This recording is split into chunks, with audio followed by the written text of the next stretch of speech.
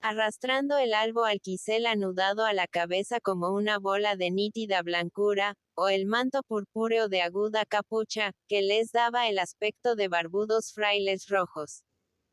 Entre la salida del hospital y el nuevo combate que les esperaba en las trincheras del norte, estos guerreros venidos de lejanos países de sol para pelear y morir buscaban el poderoso consuelo de la mujer. Sus brazos impacientes se llevaban con un tirón de fiera las hembras esqueléticas y macabras y las que aparecían hinchadas por una falsa robustez, producto de malos humores. Algunas tenían la desproporción embrionaria de los fetos, con enormes cabezas sirviendo de remate a cuerpos raquíticos. Otras avanzaban sus míseros troncos descarnados sobre unas piernas anchas y redondas de paquidermo.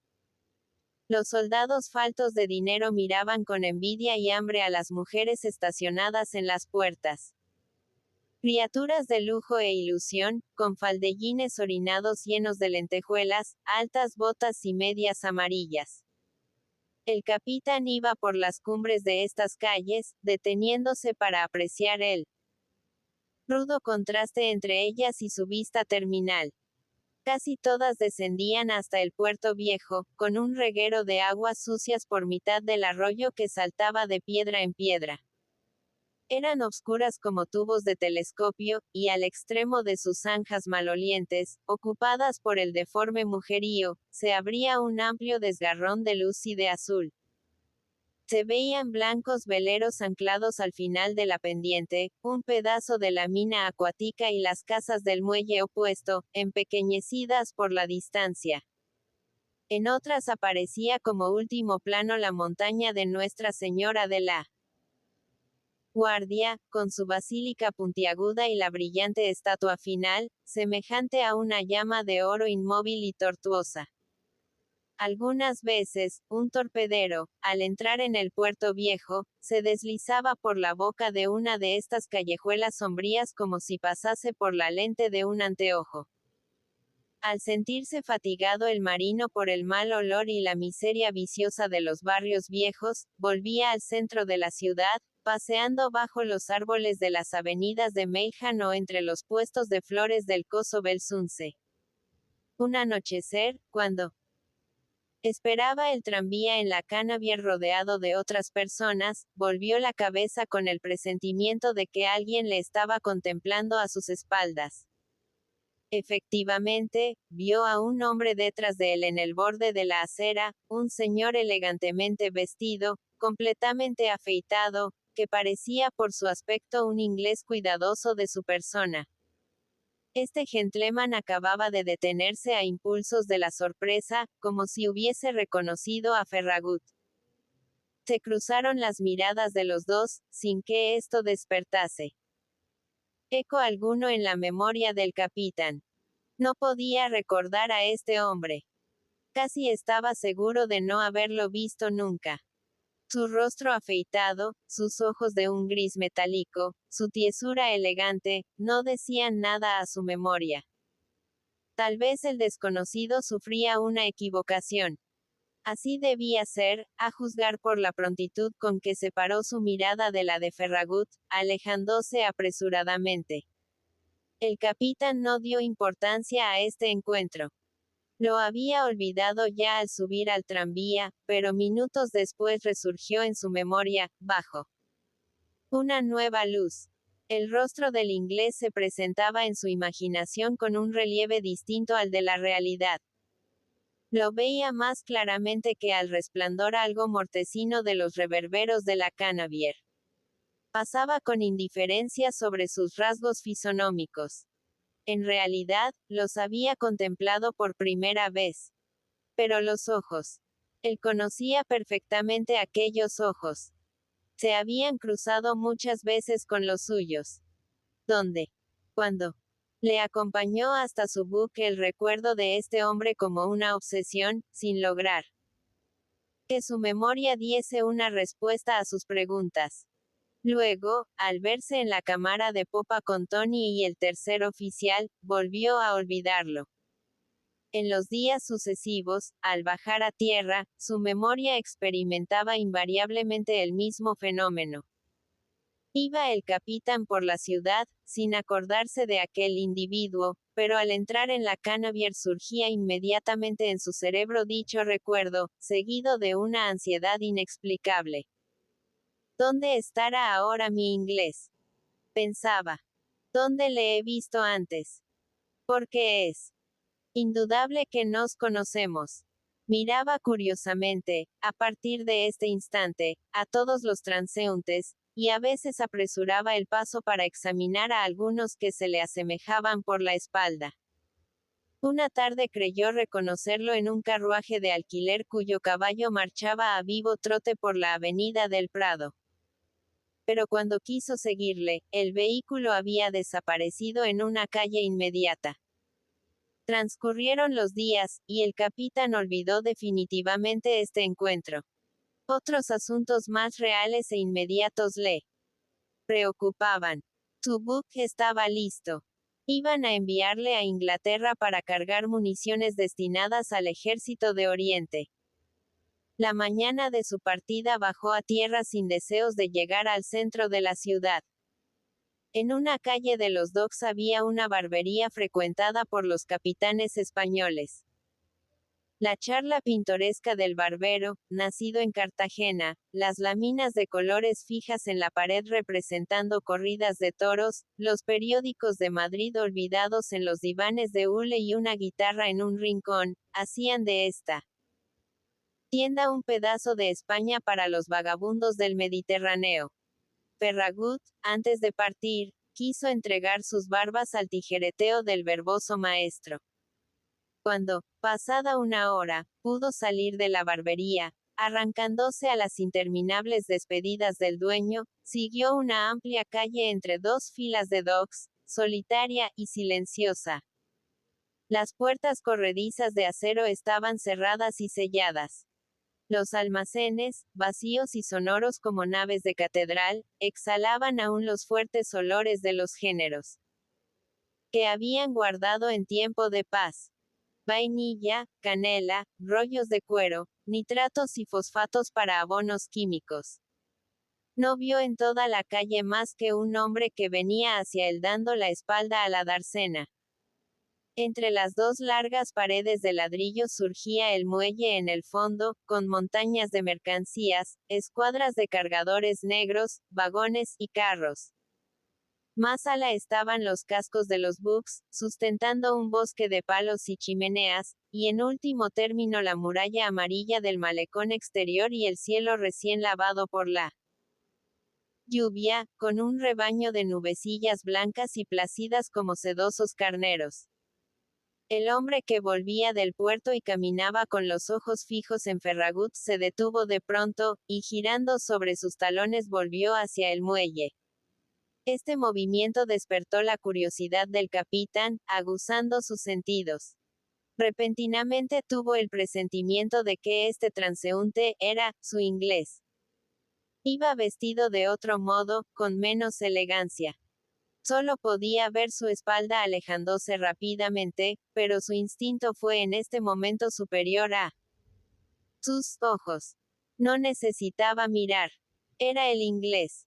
Y sin saber por qué, apresuró el paso para alcanzarle. Luego corrió francamente, al considerar que estaba solo en la calle y el otro había desaparecido doblando la esquina. Cuando Ferragut salió al muelle, pudo ver cómo se alejaba con un paso elástico que casi era una fuga. Había ante él una cordillera de fardos amontonados, con tortuosos desfiladeros. Iba a perderlo de vista. Le sería difícil encontrarle un minuto después. El capitán vaciló. ¿Qué motivo tenía para acosar a este desconocido? Y en el preciso momento que se formulaba esta pregunta, el otro retuvo un poco su marcha para volver la cabeza y darse cuenta de si le seguían. Se verificó en Ferragut un rápido fenómeno. No había reconocido la mirada de este hombre cuando casi se tocaban en la acera de la Cannabier, y ahora que existía entre los dos una distancia de 50 metros, ahora que el otro huía y solo presentaba un perfil fugitivo, el capitán descubrió quién era por sus ojos, a pesar de que no podía distinguirlos claramente a tal distancia. Un telón pareció rasgarse en su memoria con doloroso crujido, dejando pasar torrentes de luz. Era el falso conde ruso, estaba seguro de ello, von Kramer, el marino alemán, afeitado y desfigurado, que trabajaba, sin duda en Marsella, montando nuevos servicios, meses después de haber preparado la entrada de los sumergibles en el Mediterráneo. La sorpresa inmovilizó a Ferragut. Con la misma rapidez imaginativa del que va a morir ahogado en el mar y repasa vertiginosamente las escenas de su vida anterior, vio su infame existencia de Nápoles, la expedición en la goleta para avituallar a los submarinos, luego el torpedo que abría una brecha en el Californian. Y este hombre era tal vez el que había hecho saltar por el aire a su pobre hijo hecho pedazos. Vio también a su tío el Tritón lo mismo que cuando le escuchaba siendo pequeño en el puerto de Valencia. Recordó su relato de cierta noche de orgía egipcia en un cafetucho de Alejandría, donde tuvo que pinchar a un hombre para abrirse paso. El instinto le hizo llevarse una mano a la cintura. Nada. Maldijo la vida moderna y sus inciertas seguridades, que permiten a los hombres ir de un lado a otro confiados, inermes, sin medios de agredir. En otros puertos bajaba a tierra con el revólver en un bolsillo del pantalón. Pero en Marsella no llevaba ni un cortaplumas. Solo tenía sus puños. Hubiese dado en aquel momento su buque entero, su vida, por un instrumento que le permitiese matar. Matar de un golpe. Se fue apoderando de él la vehemencia sanguinaria del Mediterráneo. Matar. No sabía cómo hacerlo, pero debía. Matar. Lo más inmediato era detener al enemigo que se escapaba. Iba a caer sobre él con los puños, con los dientes, entablando una lucha prehistórica, la pelea animal antes de que el hombre inventase la masa. Tal vez el otro ocultaba un arma y podía matarle. Pero él, en su soberbia vengativa, solo veía la muerte del enemigo, repeliendo todo temor. Para que no pudiera ocultarse a su vista, corrió hacia él sin disimulo alguno, como si estuviese en un desierto, a toda la velocidad de sus piernas. El instinto de agredir le hizo agacharse, agarrar una madera que estaba en el suelo, una especie de palanca rústica, y armado de este modo primitivo continuó su carrera. Todo esto había durado unos segundos.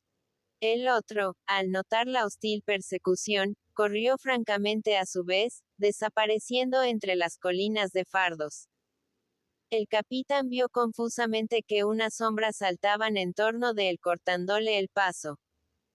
Sus ojos, que todo lo contemplaban de color escarlata, acabaron por distinguir unas caras negras y otras blancas. Eran los descargadores militares y civiles, alarmados por el aspecto de un hombre que corría como un loco. Lanzó una maldición al verse detenido. Con el instinto justiciero de las multitudes, estas gentes solo se preocupaban del agresor, dejando libre al que huía. No pudo guardar su cólera toda para él, tuvo que revelar su secreto. Es un espía. Un espía boche. Dijo esto con voz sorda, entrecortada, y jamás una palabra suya de mando obtuvo un eco más ruidoso. Un espía. El grito hizo surgir hombres como si los vomitase la tierra. Saltó de boca en boca, repitiéndose hasta lo infinito, conmoviendo los muelles y los buques, vibrando hasta más ala de lo que podía alcanzar la mirada, penetrando en todas partes con la difusión y la rapidez de las ondas sonoras. Un espía. Corrían los hombres con redoblada agilidad. Los cargadores abandonaban sus fardos para unirse a la persecución. Saltaba gente de los vapores para colaborar en la humana cacería. El autor de la ruidosa alarma, el que había dado el grito, se vio sobrepasado y anulado por la tromba persecutoria que acababa de provocar. Farragut, siempre corriendo, quedó detrás de los tiradores negros, de los cargadores, de los guardianes del puerto, de los marineros que acudían de todos lados, introduciéndose por los callejones de fardos y cajas. Eran como los lebreles que baten las sinuosidades de la selva, haciendo salir el ciervo a campo llano. Como los hurones que se deslizan por las galerías subterráneas, obligando a la liebre a volver a la luz. El fugitivo, cercado en el dédalo de pasadizos, tropezando con enemigos en todas las revueltas, surgió corriendo por el extremo opuesto y continuó su carrera a lo largo del muelle. La cacería duró breves instantes al desarrollarse en un terreno libre de obstáculos. Un espía. La voz, más rápida que las piernas, saltaba a su encuentro.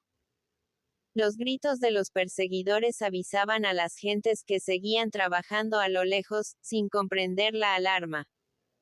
Quedó de pronto el fugitivo entre un semicírculo cóncavo de hombres que le aguardaban a pie firme y un semicírculo convexo que seguía sus pasos con ondulante persecución. Se juntaron las dos multitudes cerrando sus extremos, y el espía quedó prisionero. Farragut le vio intensamente pálido, jadeante, paseando sus ojos en torno de él con una expresión de animal acosado que piensa aún en la posibilidad de defenderse. Su diestra buscó en uno de sus bolsillos. Tal vez iba a sacar un revólver para morir matando. Un negro cercano a él levantó un madero que empuñaba a guisa de maza. Resurgió la mano teniendo un papel entre los dedos e intentó llevarlo a la boca. Pero el golpe del negro suspendido en el aire cayó sobre su brazo, haciéndolo colgar inerte. El espía se mordió los labios para contener un rugido de dolor. El papel había rodado por el suelo y varias manos lo recogieron a la vez. Un suboficial lo desarrugó antes de examinarlo. Era un pedazo de papel fino con el contorno dibujado del Mediterráneo. Todo el mar estaba cuadriculado como un tablero de ajedrez, y en el centro de las casillas había un número de orden. Estos cuadrados eran sectores, y sus números servían para hacer saber a los submarinos, por telegrafía sin hilo, los lugares donde podían aguardar a los buques aliados, torpedeándolos. Otro suboficial explicó rápidamente a las gentes inmediatas la importancia del descubrimiento. Sí que era un espía. Esta afirmación despertó el regocijo de una buena presa y el deseo impulsivo de venganza que enloquece en ciertos momentos a las muchedumbres. Los hombres de los buques eran los más furiosos, por lo mismo que arrostraban a todas horas la traidora acechanza submarina. ¡Ah, bandido! Muchos puños cayeron sobre él, haciéndole bambolear bajo sus golpes. Cuando el preso quedó resguardado por los pechos de varios suboficiales, Farragut pudo verle de cerca, con una sien manchada de sangre y una expresión fría y altiva en los ojos. Entonces se dio cuenta de que llevaba teñidos los cabellos. Había huido por salvarse, se había mostrado humilde y medroso al ser alcanzado, creyendo que aún le era posible mentir. Pero el papel que deseaba hacer desaparecer dentro de su boca estaba en manos de los enemigos. Resultaba inútil fingir más. Y se irguió orgulloso, como todo hombre de guerra que considera su muerte cierta. Reaparecía el oficial de casta, mirando con altivez a sus perseguidores anónimos, implorando únicamente protección de los kepis con galón de oro. Sus ojos quedaron inmóviles al descubrir a Farragut. Le contemplaron fijamente, con una insolencia glacial y desdeñosa. Sus labios se movieron con la misma expresión de menosprecio. No decían nada, pero el capitán adivinó sus palabras sin sonido. Le insultaban. Era el insulto del hombre de jerarquía superior al siervo infiel. El orgullo del oficial noble que se acusa a sí mismo por haber fiado en la lealtad de un simple marino mercante. Traidor. Traidor. Parecían decirle sus ojos insolentes, su boca murmurante y sin voz. Ulises se encolerizó ante esta altivez. Pero su cólera fue glacial, una cólera que se contiene viendo al enemigo privado de defensa. Avanzó hacia él como uno de los muchos que le insultaban mostrándole el puño. Su mirada sostuvo la mirada del alemán, y le habló en español con voz sorda. Mi hijo. Mi único hijo murió hecho pedazos en el torpedeamiento del Californian. Estas palabras hicieron cambiar el rostro del espía. Sus labios se separaron, lanzando una leve exclamación de sorpresa. Ah. Se apagó la luz arrogante de sus pupilas. Luego bajó los ojos, y poco después la cabeza. La muchedumbre vociferante lo fue empujando y se lo llevó, sin que nadie se acordase del hombre que había dado la alarma e iniciado la persecución. Aquella misma tarde el Mare Nostrum salió de Marsella. En Barcelona 4 meses después, el capitán Ferragut estaba en Barcelona. Había hecho durante este tiempo 3 viajes a Salónica, y en el segundo tuvo que comparecer ante un capitán de navío del Ejército de Oriente. El marino francés estaba enterado de sus expediciones anteriores para el avituallamiento de las tropas aliadas. Conocía su nombre, y le miró como un juez que se interesa por el acusado. Había recibido de Marsella un largo telegrama referente a Ferragut. Un espía sometido a la justicia militar le acusaba de haber trabajado en el aprovisionamiento de los submarinos alemanes. ¿Qué hay de eso, capitán? Ulises quedó indeciso, mirando la cara grave del marino encuadrada por una barba gris. Este hombre inspiraba confianza. Podía responder negativamente a tales preguntas. Le sería difícil al alemán probar sus afirmaciones. Pero prefirió decir la verdad, con la sencillez del que no intenta disimular su culpa, describiéndose tal como había sido, ciego de torpe pasión, arrastrado por los artificios amorosos de una aventurera. Las mujeres. Ah, las mujeres. Murmuró el jefe francés con sonrisa melancólica, como un magistrado que no pierde de vista las debilidades humanas y ha participado de ellas. Sin embargo, el delito de Ferragut era de importancia. Había ayudado a la implantación del ataque submarino en el Mediterráneo. Pero cuando el capitán español contó cómo había sido él una de las primeras víctimas, cómo había muerto su hijo en el torpedeamiento del Californian, el juez pareció conmoverse, mirándolo con ojos menos severos. Luego relató su encuentro con el espía en el puerto de Marsella. He jurado, dijo, finalmente, dedicar mi buque y mi vida a causar todo el daño que pueda a los asesinos de mi hijo. Ese hombre me denuncia para vengarse. Reconozco que mi ceguera amorosa me arrastró a un delito que no olvidaré nunca. Bastante castigado estoy con la muerte de mi hijo. Pero no importa. Que me sentencien también los hombres. El jefe quedó en profunda reflexión, con la frente en una mano y el codo en la mesa. Ferragut conocía la justicia militar, expedita, intuitiva, pasional, atenta a sentimientos que apenas tienen valor en otros tribunales, juzgando por los movimientos de la conciencia más que por la letra de las leyes, y capaz de fusilar a un hombre con la misma prontitud que emplea para dejarlo en libertad. Cuando los ojos del juez volvieron a fijarse en él, tenían una luz afectuosa. Había sido culpable, no por dinero ni por traición, sino enloquecido por una mujer. ¿Quién no tenía en su historia algo semejante? Ah, las mujeres. Repitió el francés, como si lamentase la más terrible de las esclavitudes. Pero bastante pena había sufrido con la pérdida de su hijo. Además, a él le debían el descubrimiento y el arresto de un espía importante. La mano, capitán. acabó diciendo, mientras le tendía su diestra. Todo lo que hemos hablado queda entre los dos. Es como una confesión. Yo me entenderé con el consejo de guerra.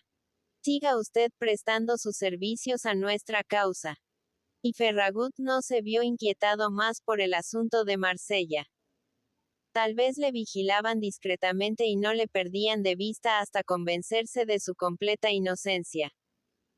Pero esta vigilancia que él presentía nunca se hizo sentir ni le acarreó molestia alguna. En el tercer viaje a Salónica, el capitán de navío le vio una vez de lejos, saludándole con su grave sonrisa. Y no supo más del espía. A la vuelta, el Mare Nostrum ancló en Barcelona para cargar paño destinado al ejército serbio y otros artículos industriales que necesitaban las tropas de Oriente. Este viaje no lo hizo Ferragut por el deseo de ganancia. Un interés afectivo tiraba de él. Necesitaba ver a Cinta, sintiendo que en su alma retoñaba el pasado. La imagen de la esposa surgía en su memoria vivaz y atrayente, como en los primeros tiempos de su matrimonio. No era una resurrección del antiguo amor. Esto resultaba imposible. Pero el remordimiento se la hacía ver idealizada por la distancia, con todas sus cualidades de mujer dulce y modesta. Y el continuo recuerdo iba tomando la forma de un deseo amoroso. Quería restablecer las cordiales relaciones de otros tiempos. Hacerse perdonar todo lo pasado. Que ella no le mirase con odio, creyéndolo responsable de la muerte de su hijo. En realidad era la única mujer que le había amado sinceramente, como ella podía amar, sin brusquedades y exageraciones pasionales, con la tranquilidad de una compañera. Las otras no existían. Eran un tropel de sombras que apenas si se marcaban en su memoria como espectros daltonianos, de visible contorno, pero sin color. En cuanto a la última, aquella Freya que la desgracia había puesto ante su paso. Como la odiaba el capitán. Como deseaba encontrarse con ella para devolverle una parte del daño que le había hecho. Al ver a su esposa, se imaginó Ulises que no había transcurrido el tiempo. La encontró lo mismo que al partir, con las dos sobrinas sentadas a sus pies, fabricando blondas interminables y sutiles sobre los colchoncillos cilíndricos apoyados en sus rodillas. La única novedad de la llegada del capitán a esta vivienda de monástica calma fue que don Pedro se abstuvo de su visita. Cinta acogió a su marido con una sonrisa pálida. Se adivinaba en esta sonrisa la obra del tiempo. Seguía pensando en su hijo a todas horas, pero con una resignación que secaba sus lágrimas y le permitía continuar el pausado mecanismo de su existencia. Quiso borrar además sus malas palabras, inspiradas por el dolor. El recuerdo de aquella escena de rebelión en la que se había levantado como una acusadora iracunda contra el padre. Y Ferragut, durante algunos días, creyó vivir lo mismo que años atrás, cuando aún no había comprado el Mare Nostrum y proyectaba quedarse para siempre en tierra. Cinta le atendía y obedecía como debe hacerlo una esposa cristiana. Sus palabras y actos revelaban un deseo de olvidar, de hacerse agradable. Pero algo faltaba que había hecho dulce el pasado. Ulises, varón impetuoso, incapaz de cordura al lado de una mujer, impuso en las noches el ejercicio de sus derechos. Un sentimiento de tristeza y de vergüenza fue el obligado final de sus caricias. Su esposa salía de ellas como de un suplicio. Resignada porque así lo exigía su deber, pero con un gesto de repulsión mal disimulado. La cordialidad de su juventud no podía resucitar. El recuerdo del hijo se incrustaba entre los dos, dejando apenas en el pensamiento un breve espacio para el deseo voluptuoso. Y así sería siempre. Volvió a esperar con impaciencia la hora de huir de Barcelona. En realidad, aquella casa ya no era suya. Por mucho que la esposa se esforzase, siempre se interpondría entre ambos el irremediable pasado. Su destino era vivir en un buque, pasar el resto de sus días sobre las olas, como el capitán maldito de la leyenda holandesa, hasta que viniese a redimirle una virgen pálida envuelta en velos negros. La muerte. Mientras el vapor terminaba su carga, paseó por la ciudad, visitando a sus primos los fabricantes o permaneciendo, como un desocupado, en los cafés. Seguía con los ojos la corriente humana de las Ramblas, en la que se confundían los hijos del país y los pintorescos y disparatados contingentes aportados por la guerra. Lo primero que notó Ferragut fue la visible disminución de los refugiados alemanes. Meses antes los había encontrado en todas partes, llenando los hoteles, apoderándose de los cafés, ostentando en las calles sus sombreros verdes y sus camisas de cuello abierto, que les hacían ser reconocidos inmediatamente. Las alemanas, con trajes vistosos y disparatados, se besaban al encontrarse, hablando a gritos. La lengua germánica, confundida con el catalán y el castellano, parecía pertenecer al país. En los caminos y las montañas se veían filas de mocetones despechugados, con la cabeza descubierta, un palo en la mano y una mochila alpestre a la espalda, entreteniendo sus ocios con excursiones de placer que tal vez eran al mismo tiempo de previsor estudio. Todos ellos procedían del otro hemisferio. Eran alemanes de América, especialmente del Brasil, de Argentina y Chile, que habían pretendido volver a su país en los primeros momentos de la guerra, quedando aislados en Barcelona, sin poder continuar su viaje, por miedo a los cruceros franceses e ingleses que vigilaban el Mediterráneo. Al principio ninguno había querido preocuparse de su instalación en esta tierra extraña. Todos se aglomeraban a la vista del mar, con la esperanza de ser los primeros en embarcarse apenas se abriese para ellos el camino de la navegación. La guerra iba a ser muy corta, cortísima. El Kaiser y sus irresistibles ejércitos solo necesitaban 6 meses para imponer la ley a toda Europa. Las familias germánicas enriquecidas por el comercio se habían alojado en los hoteles. Los pobres que trabajaban en el Nuevo Mundo como agricultores o dependientes de tiendas se acuartelaban en un matadero de las afueras. Algunos que eran músicos habían adquirido instrumentos viejos y formaban murgas vagabundas, implorando limosna con sus rugidos de pueblo en pueblo. Pero transcurrían los meses, la guerra se prolongaba, y nadie podía columbrar su término. Cada vez era mayor el número de los que tomaban las armas contra el imperialismo medieval de Berlín. Y los refugiados alemanes, convencidos finalmente de que la espera iba a ser larga, se esparcían por el interior de la nación, buscando una existencia más amplia y barata. Los que habitaban hoteles lujosos iban a instalarse en villas y chalets de los alrededores. Los pobres, cansados del rancho del matadero, se enganchaban para trabajar en obras públicas del interior. Aún quedaban muchos en Barcelona, reuniéndose en determinadas cervecerías para leer los periódicos de su patria y hablar misteriosamente de los trabajos de la guerra. Ferragut los reconocía inmediatamente al encontrarlos en la Rambla. Eran mercaderes establecidos largos años en el país, que alardeaban de catalanes con la mentirosa facilidad de adaptación propia de su raza. Otros procedían de América y estaban ligados con los de Barcelona por la francmasonería del comercio y del interés patriótico. Pero todos eran germanos, y ello bastaba para que el capitán recordase inmediatamente a su hijo, imaginando sangrientas venganzas. Deseó a veces tener en su brazo las fuerzas ciegas de la naturaleza para borrar de un solo golpe a estos enemigos.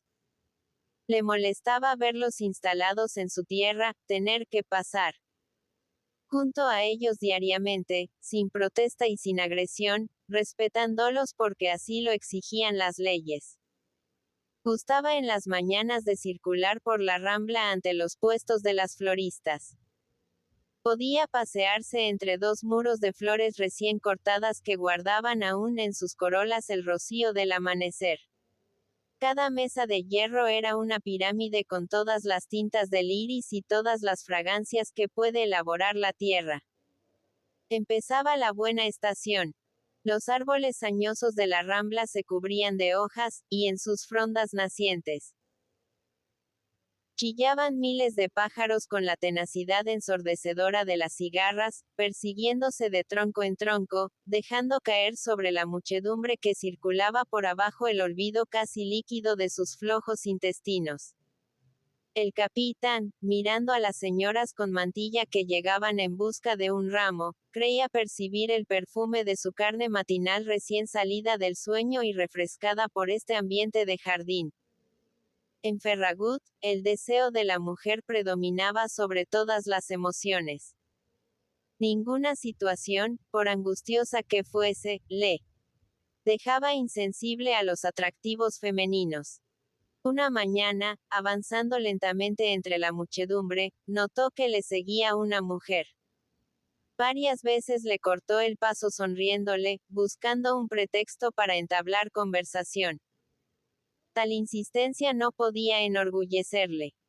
Era una hembra cuarentona, de pecho prominente y sueltas ancas, una cocinera con la cesta en el brazo, igual a muchas otras que pasaban por la Rambla de las Flores para unir un ramo a la diaria compra de víveres.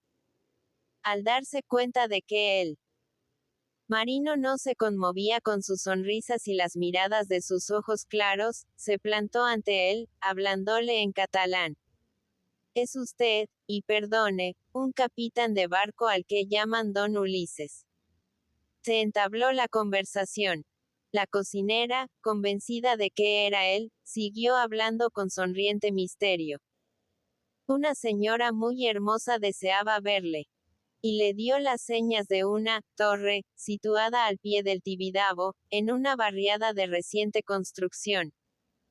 Podía hacer su visita a las 3 de la tarde. Venga, señor, añadió con una mirada de dulce promesa. No se arrepentirá del viaje. Fueron inútiles todas las preguntas. La mujer no quiso decir más. Lo único que pudo entrever en sus evasivas fue que la persona que la enviaba se había separado de ella al ver al capitán. Cuando se alejó la mensajera quiso seguirla, pero la gorda comadre volvió repetidas veces la cabeza. Su astucia estaba habituada a burlar persecuciones, y sin que Ferragut pudiera darse cuenta de cómo fue su desaparición, se escabulló entre los grupos cerca de la Plaza de Cataluña. No iré, fue lo primero que se dijo Ulises al quedar solo. Sabía lo que significaba esta invitación. Recordó un sinnúmero de antiguas e inconfesables amistades que tenía en Barcelona. Mujeres que había conocido en otros tiempos, entre dos viajes, sin pasión alguna, por su curiosidad de vagabundo ansioso de novedades. Tal vez una de ellas le había visto en la Rambla, enviándole a esta intermediaria para reanudar viejas relaciones. El capitán debía gozar fama de rico, ahora que todo el mundo hacía comentarios sobre los formidables negocios realizados por los dueños de Bux. No iré, volvió a decirse con energía. Consideraba una molestia inútil acudir a esta entrevista, para encontrar la sonrisa mercenaria de un rostro conocido y olvidado. Pero la insistencia del recuerdo y la misma tenacidad con que se repitió su promesa de no acudir a la cita empezaron a hacer sospechar a Ferragut que bien podría ser que fuese a ella. Después del almuerzo su voluntad flaqueó. No sabía qué hacer durante la tarde. Su única distracción era visitar a sus primos en sus escritorios o pasear por la Rambla. ¿Por qué no ir? Tal vez se engañaba, y la entrevista fuese interesante. De todos modos, tenía el recurso de retirarse después de una breve conversación sobre el pasado. Su curiosidad estaba excitada por el misterio. y a las 3 de la tarde tomó un tranvía, que le condujo a los nuevos barrios surgidos al pie del Tibidabo. La burguesía comercial había cubierto estos terrenos con una floración arquitectónica hija legítima de su fantasía. Tenderos y fabricantes querían tener una casa de placer, llamada torre, tradicionalmente, para descansar los domingos y hacer alarde al mismo tiempo de su prosperidad. Las había góticas, árabes, griegas y persas. Los más patriotas se confiaban a la inspiración de ciertos arquitectos que habían inventado un arte catalán, con ojivas, almenas y coronas de conde. Estas coronas medievales, que se repetían hasta en los remates de los reverberos, eran el eterno tema decorativo de una ciudad industrial poco dada a los ensueños y áspera para la ganancia. Ferragut avanzó por una calle solitaria, entre dos filas de árboles de fresco trasplante, que empezaban a dar su primer estirón. Miraba las fachadas de las torres, hechas de bloques de cemento imitando la piedra de las viejas fortalezas, o con azulejos que representaban paisajes de ensueño, flores absurdas, ninfas azuladas. Al descender del tranvía había adoptado una resolución. Solo deseaba ver la casa exteriormente. Tal vez esto le ayudase a descubrir quién era la mujer. Luego seguiría adelante. Pero al llegar a la torre, cuyo número guardaba en su memoria y detenerse unos segundos ante su arquitectura de castillete feudal, que hacía presentir un interior semejante a los salones de las cervecerías, vio que se abría la puerta, apareciendo en ella la misma mujer que le había hablado en la Rambla de las Flores. Entre usted, capitán. Y el capitán no pudo resistirse a los ojos maliciosos y la sonrisa terceril de la cocinera. Se vio en una especie de hall semejante a la fachada, con chimenea gótica de alabastro. Imitando el roble, grandes jarros de porcelana, pipas de tamaño de bastones y armas viejas adornando las paredes. Varias estampas reproduciendo cuadros modernos de Múnich alternaban con estos adornos. Frente a la chimenea, Guillermo II lucía uno de sus innumerables uniformes entre las rutilancias del marco dorado y esplendoroso. La casa parecía deshabitada. Gruesas cortinas, blandas alfombras, devoraban todos los ruidos. Había desaparecido la pesada introductora con la ligereza de un ser inmaterial, como tragada por la pared. El marino empezó a sentirse inquieto en esta soledad que le parecía hostil, mirando fijamente el retrato del Kaiser. ¿Y el que no llevaba armas? Volvió a presentarse la sonriente mujer con el mismo deslizamiento silencioso. Pase usted, don Ulises. Había abierto una puerta, y Ferragut, al avanzar, sintió que esta puerta se cerraba a sus espaldas. Lo primero que pudo ver fue un ventanal, más ancho que alto, con vidrios de colores. Una huoquiria galopaba en él, con la lanza en alto y la cabellera flotante, sobre un caballo negro que expelía fuego por las narices. A la luz difusa de la vidriera columbró tapices en las paredes y un diván profundo con almohadones floreados. Una mujer surgió de la hundida mullidez de este lecho, saltando hacia Ferragut con los brazos extendidos. Su impulso fue tan violento que la hizo chocar contra el pecho del capitán. Antes de que el abrazo femenino se cerrase sobre él, vio una boca suspirante, de dientes sabidos. Unos ojos lacrimosos por la emoción. Una sonrisa que era un rictus, mezcla de amor y de inquietud. Dolorosa. Tú, balbuceó él, echándose atrás. Le temblaron las piernas con el estremecimiento de la sorpresa. Una ola de frío corrió por su espalda. Ulises. Suspiró la mujer, intentando abarcarlo de nuevo con sus brazos. Tú. Volvió a repetir el marino con voz sorda. Era Freya. No supo ciertamente qué fuerza misteriosa le dictó su gesto. Fue tal vez la voz de los buenos consejos, que hablaba en su cerebro en los instantes crítico si ahora había perdido su cordura. Vio instantáneamente el mar, un buque que estallaba y su hijo hecho pedazos. Ah, tal. Levantó el brazo robusto, con el puño cerrado como una masa. La voz de la prudencia seguía dándole órdenes. Duro. Nada de miramientos. Esta hembra es de revólver. Y pegó como si su enemigo fuese un hombre, sin vacilación, sin misericordia, concentrando en el puño toda su alma. El odio que sentía y el recuerdo de los medios agresivos de la alemana le hicieron iniciar un segundo golpe, temiendo un ataque de ella, queriendo repelerlo antes de que lo realizase. Pero quedó con el brazo en alto. ¡Ay! La mujer había lanzado un gemido infantil, bamboleándose, girando sobre sus pies, con los brazos a lo largo del cuerpo, sin intento alguno de defensa. Fue de un lado a otro, lo mismo que si estuviese ebria. Se doblaron sus rodillas, y cayó con la blandura de un paquete de ropas, chocando su cabeza primeramente con el duro brazo de un sitial de roble, yendo después, de rebote, a posarse sobre los almohadones del diván. El resto del cuerpo quedó como un andrajo sobre la alfombra. Hubo un largo silencio, interrumpido de tarde en tarde por quejidos de dolor. Freya gemía con los ojos cerrados, sin salir de su inercia.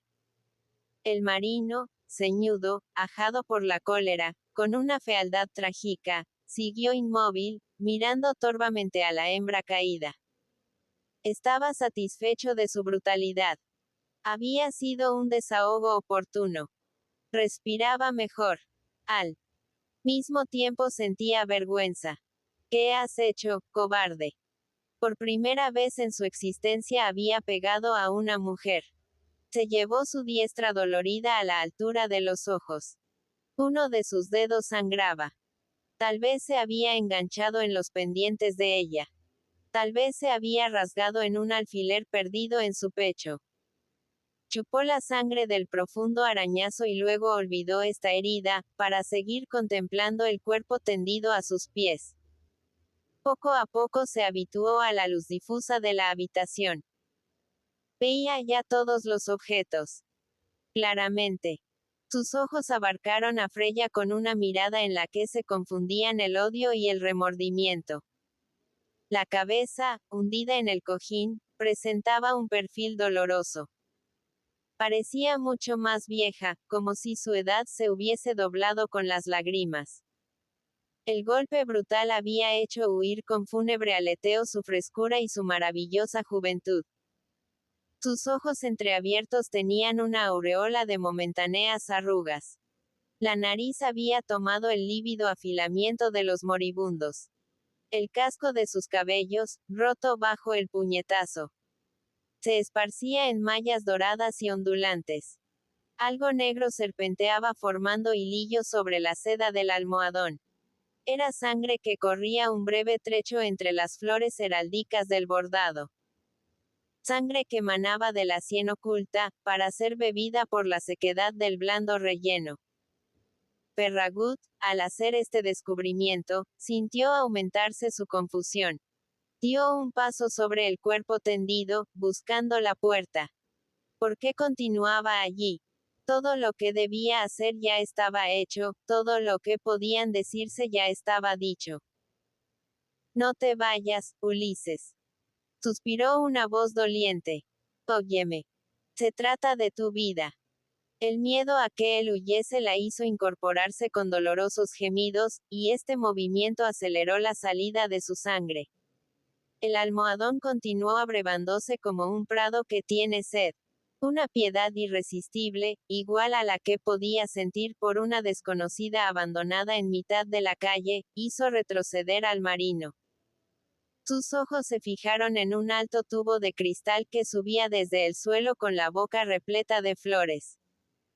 De un zarpazo esparció sobre la alfombra toda esta primavera arreglada poco antes por unas manos femeniles con la fiebre del que cuenta los minutos y vive esperando. Mojó su pañuelo en el agua de las flores y se arrodilló junto a Freya, levantando su cabeza del cojín.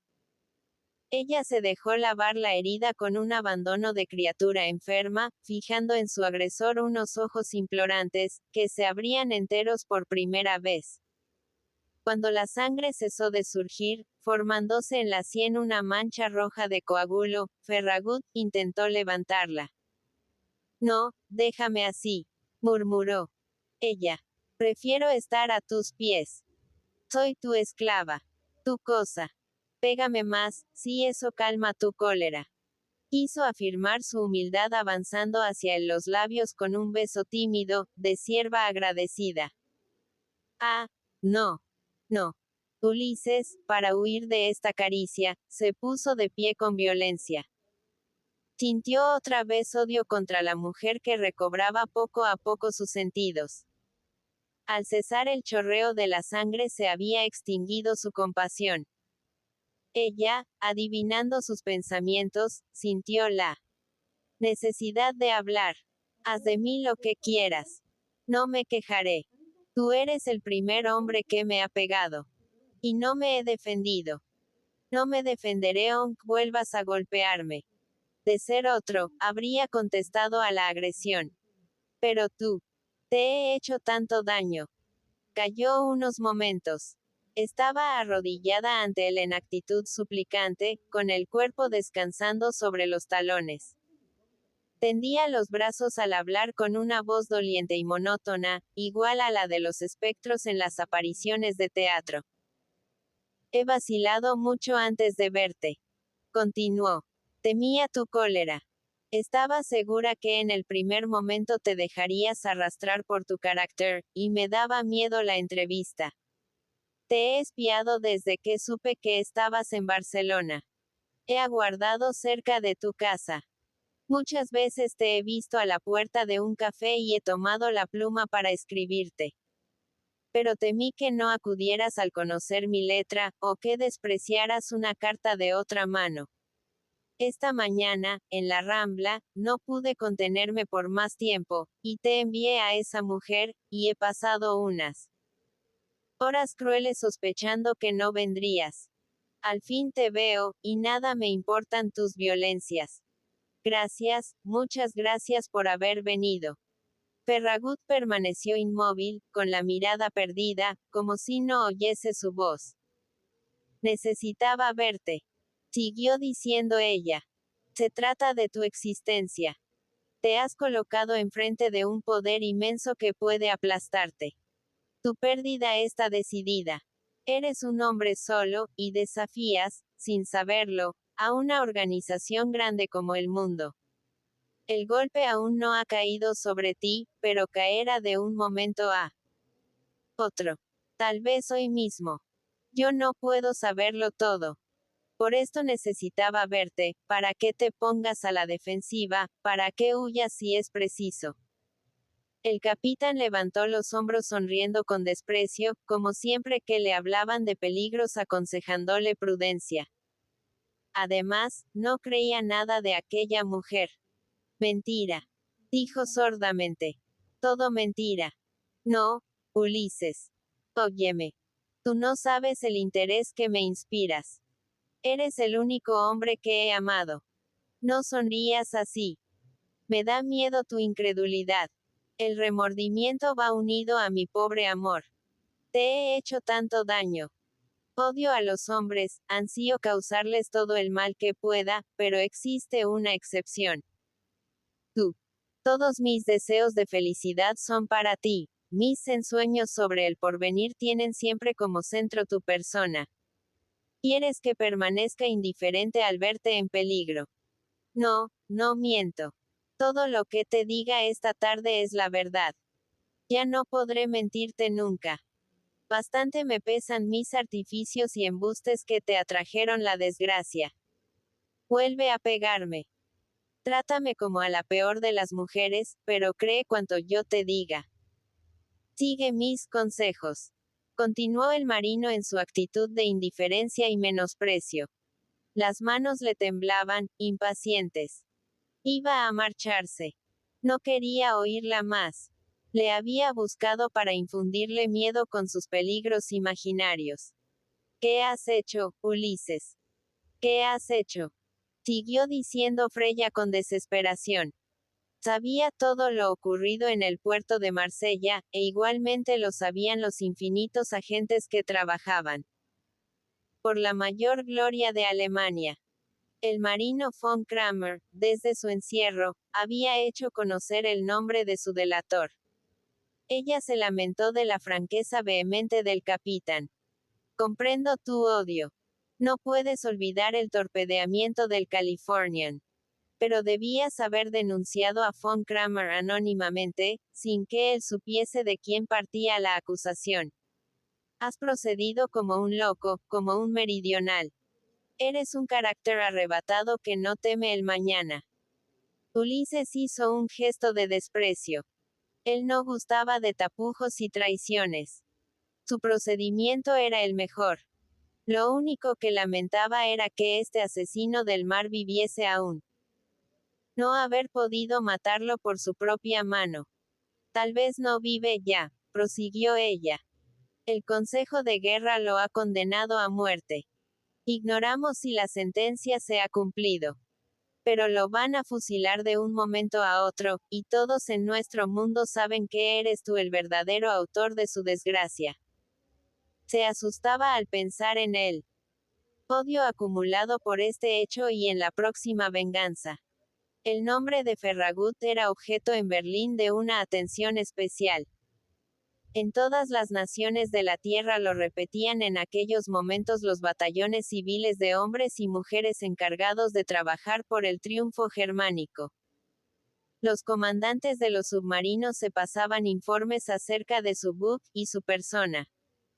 Había osado atacar al imperio más grande de la tierra, él, un hombre solo, un simple capitán mercante, privando al Kaiser de uno de sus más valiosos servidores.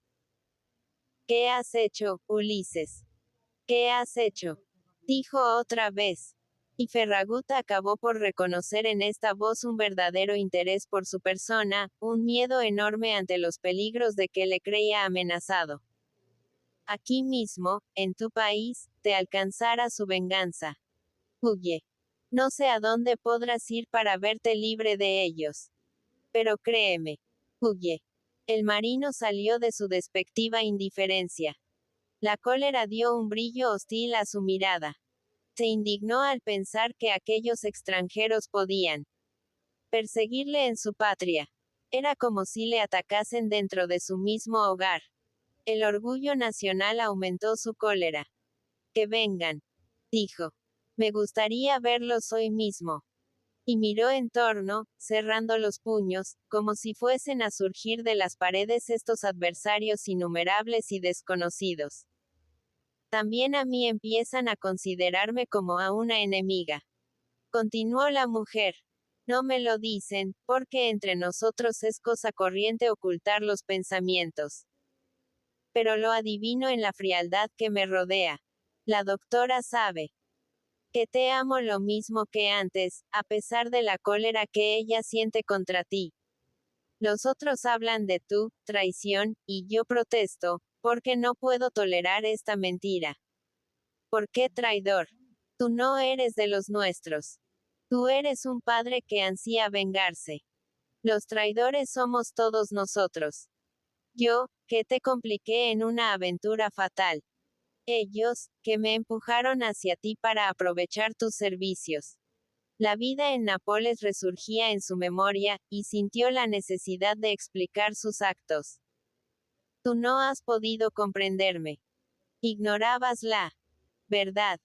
Cuando te encontré en el camino de Pestum fuiste para mí un recuerdo del pasado, un fragmento de mi juventud, de la época en que solo conocía vagamente a la doctora y no me había comprometido aún en el servicio de informaciones.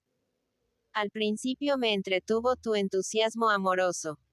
Representabas una diversión interesante con tus galanteos a la española, esperándome fuera del hotel para asediarme con tus promesas y juramentos. Me aburría durante la espera forzosa en Nápoles. Tú, por tu parte, también te veías forzado a esperar, y buscabas en mi persona un recreo agradable. Un día comprendí que me interesabas verdaderamente, como ningún otro hombre me había interesado. Adiviné que iba a amarte.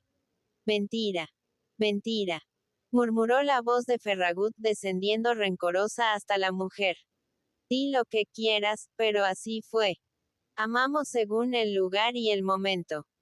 De encontrarnos en otra ocasión, nos habríamos visto por unas horas nada más, siguiendo cada cual su camino, sin ningún deseo amoroso. Pertenecemos a mundos